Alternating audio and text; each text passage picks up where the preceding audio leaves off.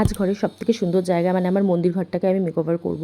তো আমি দেখতেই পাচ্ছ কী অবস্থায় ছিল এই মন্দির ঘরটা। তো আমার অনেক দিনের ইচ্ছে ছিল এই মন্দিরটাকে একটু সুন্দরভাবে অ্যারেঞ্জ করার জন্য।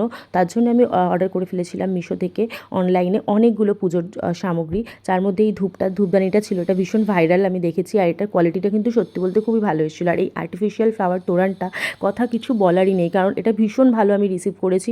আর এই যে কার্পেটটা, বিশ্বাস করো আমি না, এটা যখন আমি রিসিভ করেছি আমি এক্সপেক্ট করিনি অর্ডার করার সময় যে এটার সাইজটা এতটা বড় হবে, কারণ এর দামটা কিন্তু সেরকম রিজনেবলই ছিল। আর এই যে পিনগুলো, এগুলো ভীষণ প্রয়োজনীয় জিনিস, আমার মনে হয় পিনগুলো ভীষণ প্রয়োজনীয়।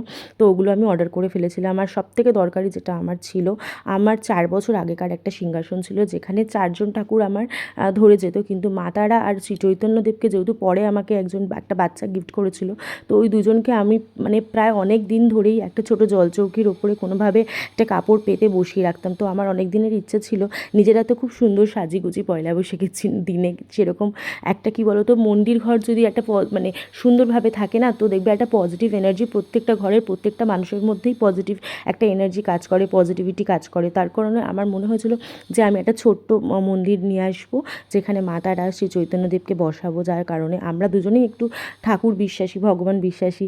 আমার একটু পজিটিভ নেগেটিভিটি এগুলোকে মানি ভীষণভাবে।